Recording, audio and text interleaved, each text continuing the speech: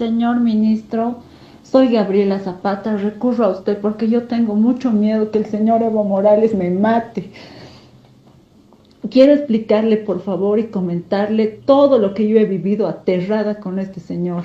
Lo he conocido el año 2002, cuando yo tenía 16 años. Estaba en el colegio Isaac Atié, sí era parte de las juventudes del MAS. Como cualquier joven en esa época, cuando había una elección, el año 2002, todos se sentían atraídos por el tema de la revolución y sí he conformado grupos de las juventudes del MAS. Lo conozco a este señor y bueno, me saca de mi casa. He dejado el colegio en esa época, me hizo dejar el colegio. Los 2 años consecutivos posteriores no he ido al colegio porque él no me permitía tampoco acceder al tema de la educación. Me ha llevado lejos de mi casa, mis papás no los he podido ver. Posteriormente he continuado en el colegio el año 2005 para ya ingresar después a la universidad. Ese año él gana las elecciones y en esos 2 años yo he vivido muy mal.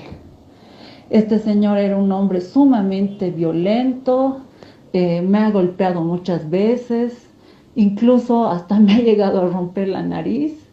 Eso es lo que él, nunca a él se le ha querido demostrar, ¿no? Cuando varias veces nosotros hemos querido probar esa situación, él siempre se ha negado de todos los abusos que él me ha realizado. El año 2007 yo he tenido un bebé, cosa que él lo ha negado. Él se ha encargado del reconocimiento de ese bebé, porque no lo he tenido en una clínica, señor ministro, lo he tenido con los médicos cubanos. Él se ha encargado absolutamente de hacer el registro y nos llama la atención a todos, ¿no? Que en el juicio viene la señora notaria y la señora notaria declara a favor del expresidente, indicando de que los dos habíamos ingresado a la notaría a hacer reconocer sin un niño. Entonces, él se ha encargado con los dos testigos que tenía él, creo que eran dos cocaleros que él ha puesto de testigo. Él ha conseguido el registro de nacido vivo, no sé de dónde, luego me lo aducen a mí como si yo hubiera falsificado la situación. Y para llegar a ese reconocimiento, bueno, él ya me había llevado a La Paz me trajo acá a La Paz, perdón, cuando ya era presidente. Y en ese interín, sus asesores, su abogado Eusebio Gironda, a él le obligan a hacer un ADN para que reconozca a ese niño. Entonces sí hizo un ADN porque el niño nació el 30 de abril del 2007 y lo reconoció en junio del 2007, o sea, 2, 3 meses después, ¿no? Bajo ese argumento del ADN, que porque era presidente, y evidentemente, ¿no? O sea, le han asesorado eso. Posteriormente, ha sido un infierno mi vida porque él presentaba una enfermedad de los riñones, tenía una obstrucción en la válvula superior de la uretra y presentaba una complicación, digamos, en su salud. Cosa que le ha molestado a Evo cuando se le decía, se le explicaba, lo único que él renegaba, amenazaba y un montón de cosas, ¿no? Porque él es un hombre irresponsable, cobarde, sinvergüenza. Entonces eso ha deteriorado un poco la relación, más todavía, y se enojaba y él decía que solamente podía dar $200 de pensión y que para qué, que por qué, que en su comunidad no había esa enfermedad. Eso era lo que él indicaba, pero su hermana hace meses ha muerto, ¿no? De los riñones, casi con la misma situación, a lo que yo me he enterado y que me han informado. Entonces, suscitan varios problemas a raíz de esa enfermedad, donde él prácticamente por la fuerza me quita al niño y yo le he tenido que entregar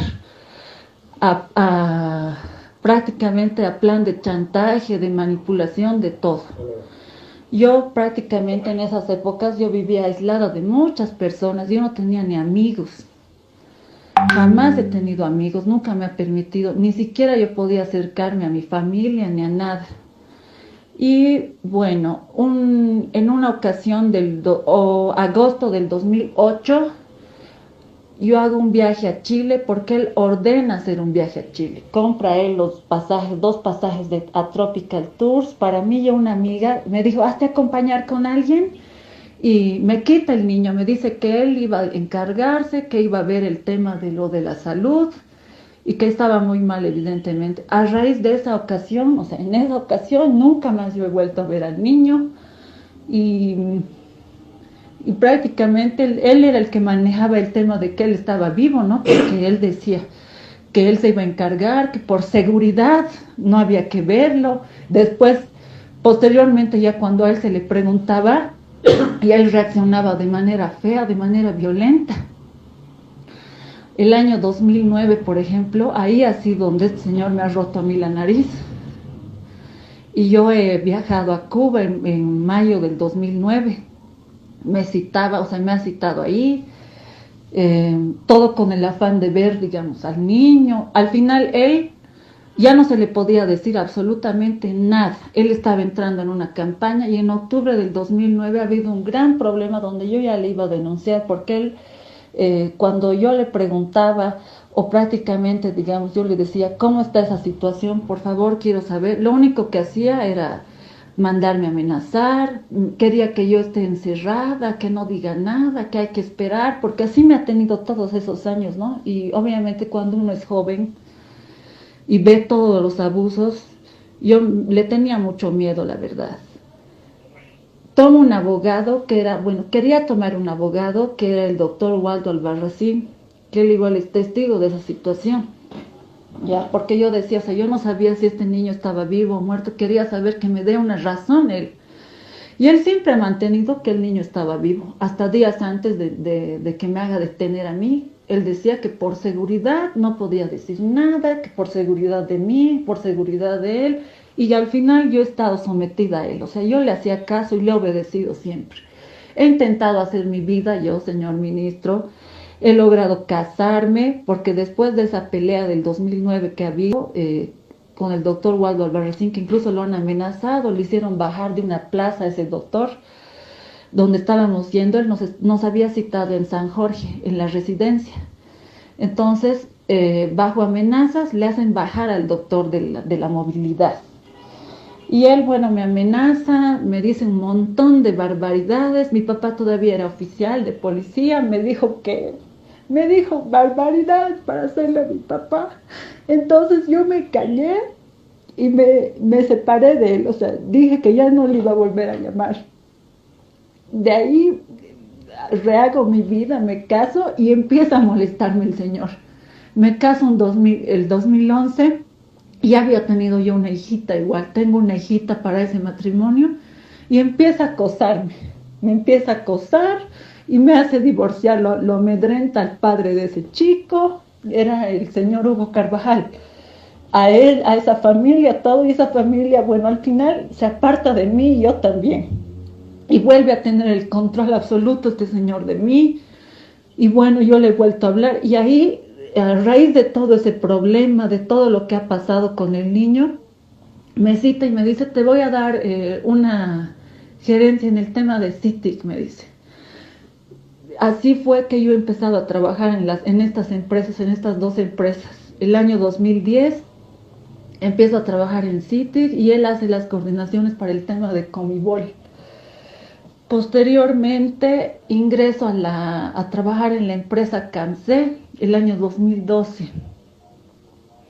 Ya una vez ya volviendo con él, el año 2012 él me pone de gerente en la empresa CAMSE, gerente comercial, y tenía conocimiento de la situación. Y también el año 2009 esta chica Cristina Choque, que era compañera mía en las Juventudes del MAS, que había estudiado ciencia política en Cochabamba, después de ser constituyente, el 2009 ella era viceministra de Igualdad de Oportunidades, y él decía, se van a ayudar, van a coordinar, van a colaborar. Cuando esta chica era de gestión social, dependiente del Ministerio de la Presidencia, Evo la puso ahí pues como una figura clave y dijo, se van a ayudar, le vas a ayudar. Y él citaba igual a sus amigos, a sus compañeros de ahí, venianos, empresarios, él, ¿no? O sea, prácticamente él hacía, digamos, las reuniones, él tenía conocimiento de todo ese tema, o sea, él sí sabía todo ese tema. Y después a mí me sorprende mucho. eh, ha habido un problema el año 2014 cuando uno de los tramos de la empresa, o sea, quiero contarle todo tal como ha sido, cómo se ha desarrollado este problema.